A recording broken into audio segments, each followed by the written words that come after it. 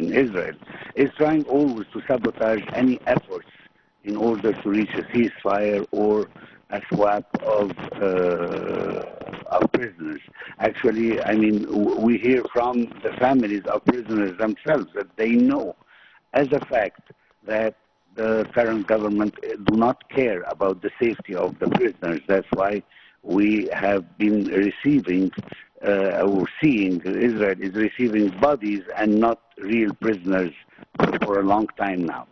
So the idea that this government doesn't want peace, doesn't want to reach any kind of compromise, although there are several initiatives previously presented by Egypt, or the current one that is trying to enforce some of the Israeli demands that are being changed on daily basis by Prime Minister Netanyahu himself. So, I mean, the placement of Palestinian, as you mentioned it in your introduction, is not the first one. I mean, according to several sources from the United Nations itself, that over 85% of the Palestinians in the Gaza Strip have been displaced since 7th of October. So this is not something new to the situation that is taking place there, but actually during this time, and while we are talking about finding a resolution to this conflict or genocide that is taking place, shows that Israel has no intention whatsoever to stop its aggression on the Palestinian. Or why is it asking Palestinians to move from one area to the other except to continue its aggression?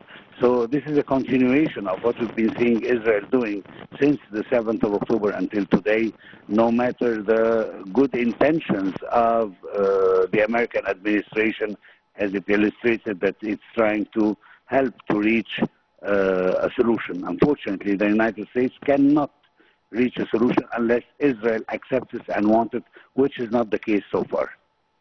You said a very important term, sir, or statement, there is nothing new. And in my humble opinion, if you permit me to say so, 10 visits by Blinken, 10 visits by U.S. Secretary of State in less than 10 months to the area, to the Middle East, it's not new. It's not new. Very extensive talks by all those top diplomats, whether from the area or from the West. Is it not new?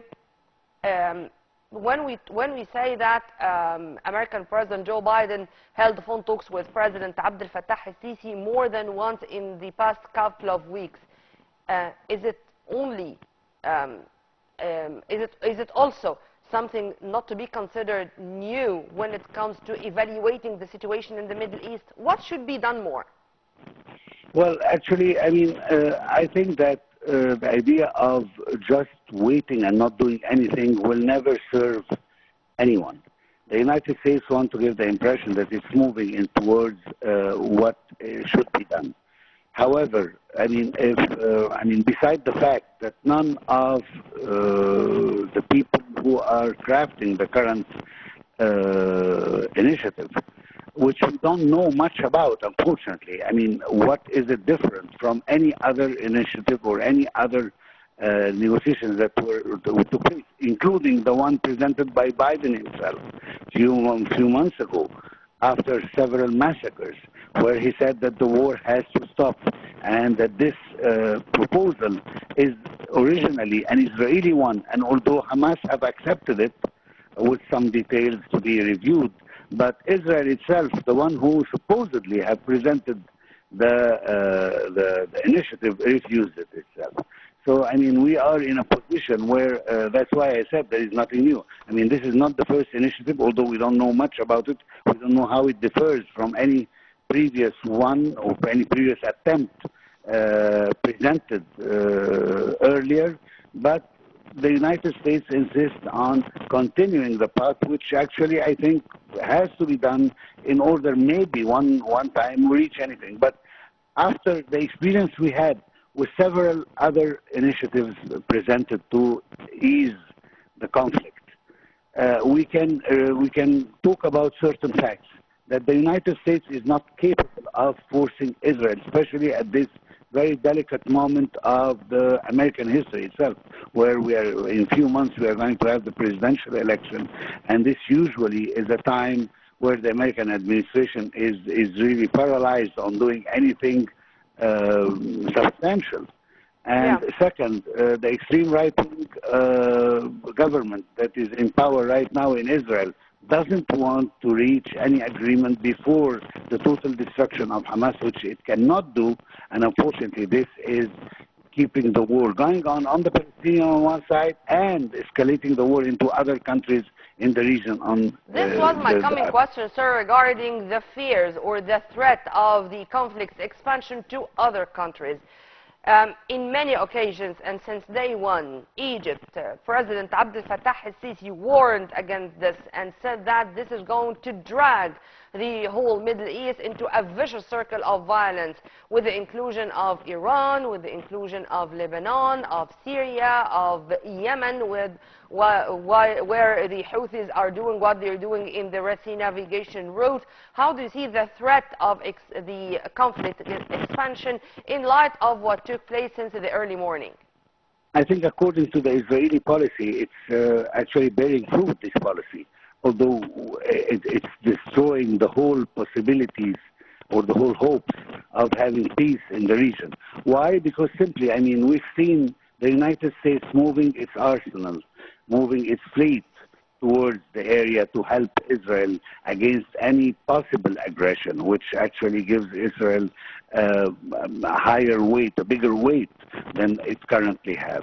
We've seen many other Western nations, such as Germany, UK, and of course, beside the United States and Canada, who said that they will defend Israel against any aggression. I mean, those countries, with all due respect to their external policies, have not seen the offensive, the Israeli offensive on the capital of Iran, when they killed and assassinated Ismail Haniyeh. And they only see the answer of Iran, the possible answer of Iran, which hasn't come until today, as a threat to the peace in the region. And this is one of the double standards, the various and the many double standards that we've seen when it comes to Israel. However, I want to focus here on the current peace initiative. I think this is the most important thing. We have a major point of view and difference of point of view here. I mean, while Israel demands that any agreement guarantees its freedom to resume military operation in Gaza after the swap of and the exchange of prisoners, while at the same time if is that, of course, justified. I mean, what's the point of having a truce for 10 days when just to have the prisoners and then we resume the operation? This is not actually Egypt's intention, and I believe it's not also the American intention. However, the Israel position on insisting on keeping the Netzarim access and the Philadelphia corridors under its own IDF shows that there is no serious intention to end this war or to respect the treaty previously signed even with Egypt. I mean, the idea now is not just about the Palestinian and the rights, it's about also Egypt and its rights to have a secure border with this area. We did not agree on our original peace treaty to have Israeli forces on the other side of the border. Yeah. Sir, can you hear me? Yes, I do. On all levels. I mean, for example, yesterday we knew about the participation of Foreign Minister Badr Abdelati in the TICAD ministerial meetings in Japan, and when he held Japanese counterpart, one of the main topics on the agenda of talks, it was about Gaza and how to reach a comprehensive immediate ceasefire, as Japan is one of the main partners of Africa and the Middle East. How do you see this? I mean, how do you see the keenness of the Egyptian diplomacy in all occasions and in all diplomatic arenas, in all international conferences and gatherings, taking the opportunity or seizing the opportunity to mention the Gaza cause, the Palestinian cause, the Israeli genocide war on the Palestinian occupied enclave, to ask or to urge the international community in general to shoulder its responsibility regarding this crisis?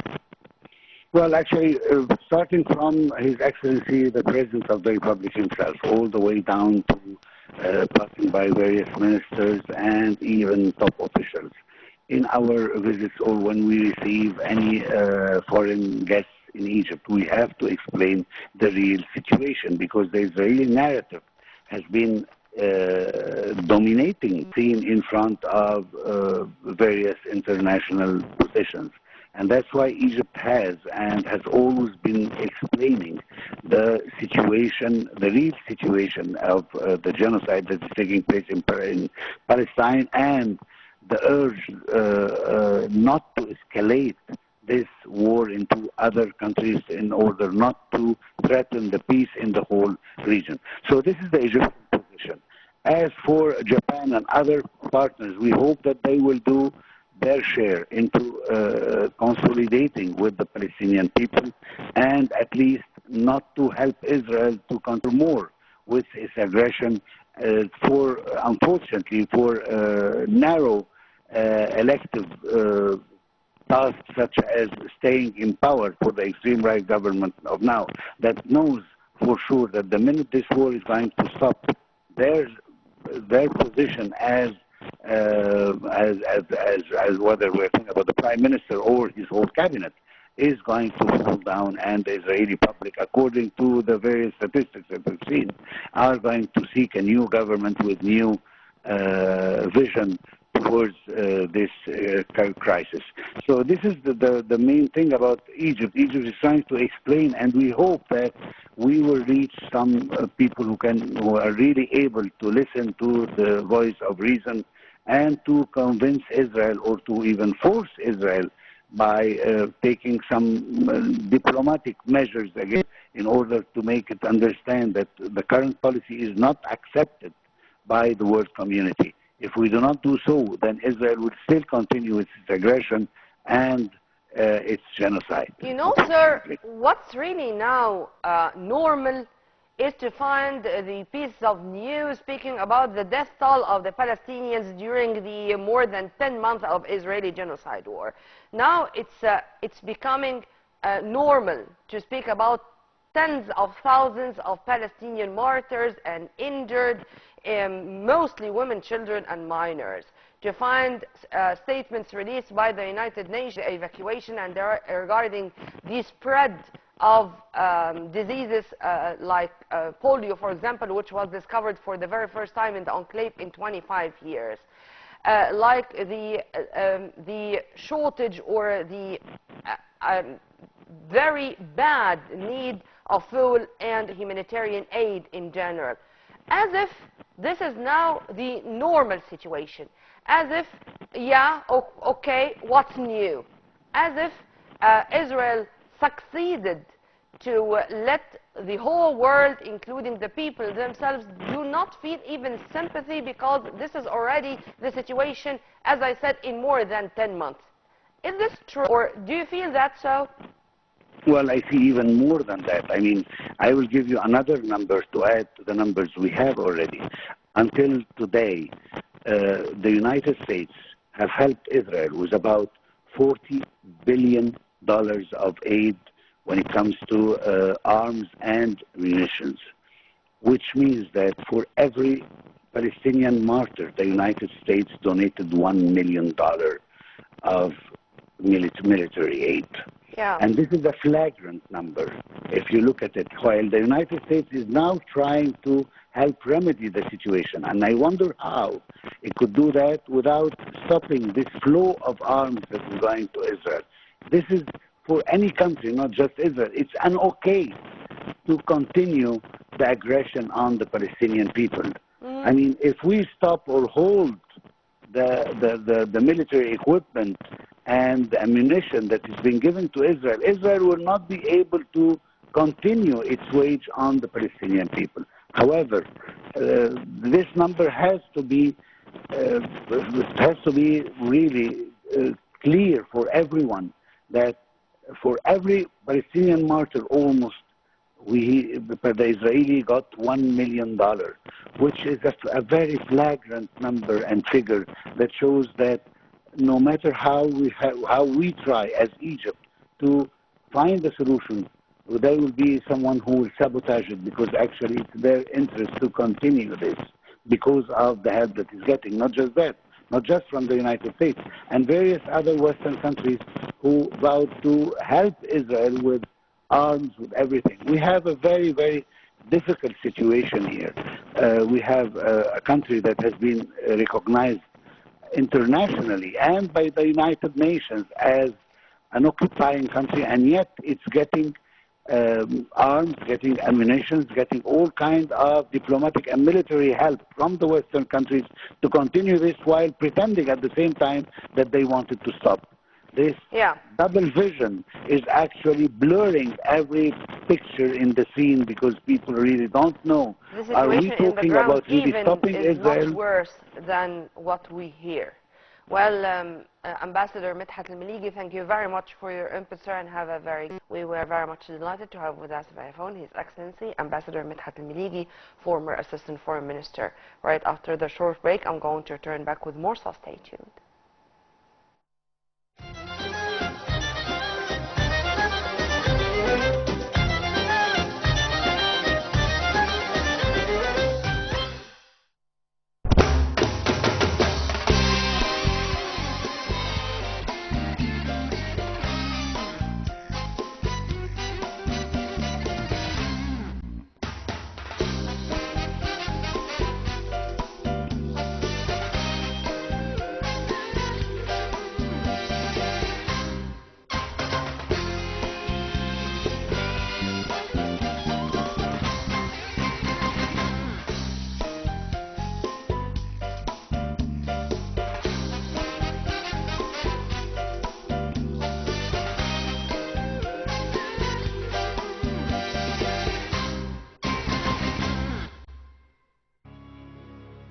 The sign of Ankh is one of the hieroglyphic signs that played a big and important role in symbolism and bore many proofs and meanings that revolve around the word life in its broad concept. Thus, we could understand through the tens of uses of that sign how it's important and connected to the religious symbolism. In spite of the common use of that symbol that appears almost in every single temple and tomb, within any form of the artistic shapes of the reliefs of the walls or the decoration of the furniture and accessories and amulets, yet the origin from which this symbol was derived is still ambiguous and unknown. The sign symbolized life